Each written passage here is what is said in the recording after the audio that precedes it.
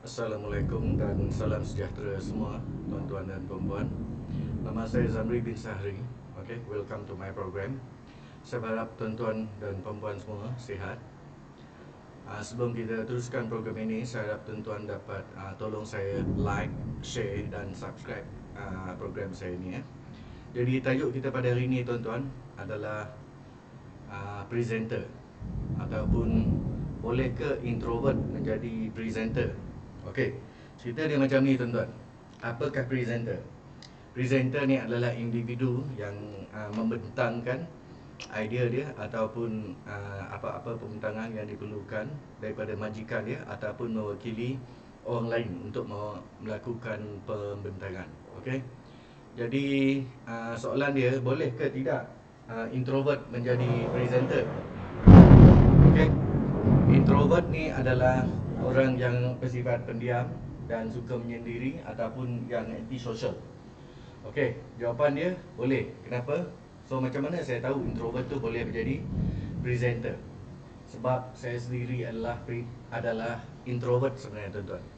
Saya bukanlah individu yang suka lepak di mamak ataupun bersembang lama-lama dengan kawan-kawan, tak ada.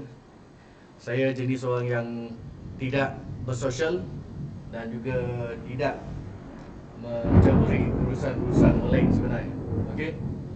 Walaupun saya tengok bila saya bekerjaya, saya dapati presentation skill ataupun kebolehan untuk membentangkan idea adalah sesuatu yang penting.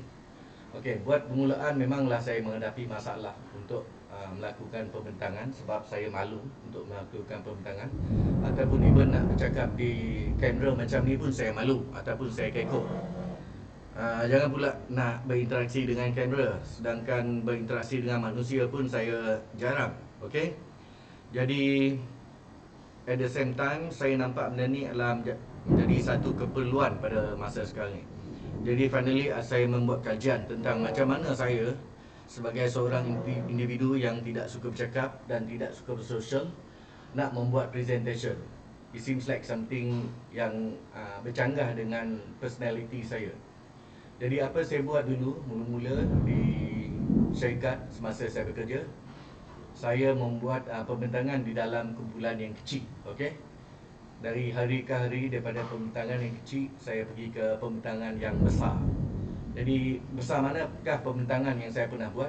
Saya pernah membuat pembentangan di conference tuan-tuan, di mana para hadirin dia ataupun peserta dia sampai up to 1,000 orang peserta yang menyaksikan pembentangan saya. Okey, ini berlaku pada tahun 2009. 2009 saya membuat pembentangan di pentas yang besar, iaitu di First Borneo Convention. And then sebelum tu saya telah memulakan pembentangan saya since tahun 2004. Okey, maksudnya lebih kurang 5 tahun selepas saya membuat pembentangan biasa di dalam kumpulan kecil, finally saya pergi ke pembentangan yang besar. Jadi apa yang saya buat untuk membantu saya membuat pembentangan ataupun memahirkan kebolehan saya bercakap? Saya even bercakap pun saya sebenarnya tak berapa lancar sebab saya punya pronunciation satu tidak berapa jelas, satu lagi percakapan saya adalah sangat perlahan tuan-tuan. Jadi semua itu saya perbaiki mula-mula menggunakan skrip ataupun menggunakan planning di dalam saya punya pembentangan. Jadi lama kelamaan bila saya dah biasa membuat skrip, saya dah biasa membuat training material. Lepas tu saya mencebur diri dalam bidang penulisan pula. Saya menulis buku untuk universiti. Antara bukunya adalah buku management system yang saya buat untuk salah sebuah universiti di Malaysia ni. Selepas buku saya mendapat sambutan, saya punya level of confidence naik semakin tinggi. And then saya terus meneruskan kerjaya saya dalam bidang consultation, di mana dalam consultation pun saya perlu juga membuat pembentangan. Jadi akhirnya inilah yang terjadi kepada saya. Finally saya dapat bercakap di hadapan orang ramai dan bercakap di depan kamera dengan keyakinan yang sangat tinggi sebenarnya. Okey, saya sangat confident dengan apa yang saya buat. Walaupun asas dia adalah saya bercakap tentang perkara yang saya faham saya sebenarnya tuan-tuan. Benda saya tak faham saya tak nak cakap. And then satu lagi trik dia lah, saya bercakap tentang tajuk yang saya boleh kawal ataupun tajuk saya yang dengan description dengan description di mana skop dia kecil. Apabila skop percakapan kita kecil, tuan-tuan, kita senang nak mengawal tajuk itu dan nak bercakap tentang tajuk itu pun sangat mudah dikawal lah. Okey. Dalam erti kata lain, dia boleh memberi apa orang kata, keyakinan yang tinggi kepada orang yang nak bercakap tu. Jadi antara benda yang penting sebelum kita membuat presentation adalah pilihlah tajuk yang tuan-tuan boleh kawal ataupun tajuk yang tuan-tuan mahir. No matter what is your background, sama ada anda seorang yang introvert ke, anda yang terror bercakap ke. Sebab kalau tuan-tuan terror bercakap sekalipun, okey, tak semestinya tuan-tuan boleh membuat presentation. Walau bagaimanapun, kalau tuan-tuan adalah seorang individu yang suka bercakap ataupun berterror bercakap depan orang lain, so that is your kelebihan sebenarnya.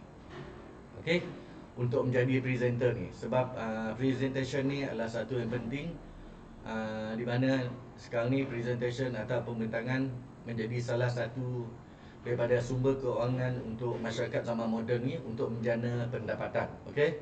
Sebab kita boleh tengok ramai YouTubers mereka adalah presenter yang sangat bagus. Saya tengok walaupun usia mereka muda, mereka dapat melaksanakan pembintangan mereka dengan bagus. Walaupun mereka muda, mereka dapat melakukan lakonan yang agak berkualiti, walaupun sekadar lakonan di dalam YouTube. Okey.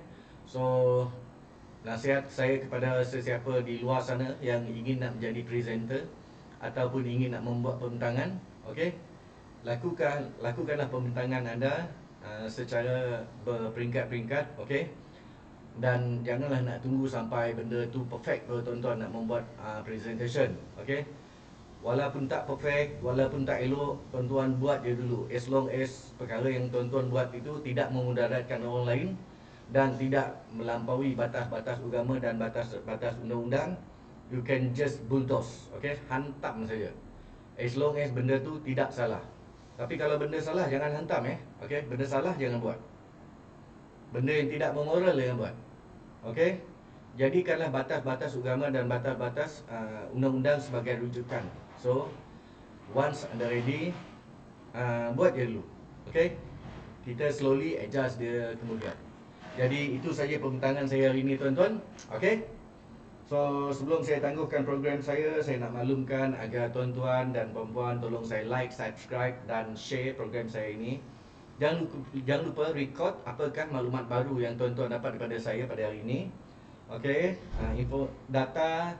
information adalah aset kejayaan tuan-tuan, ya.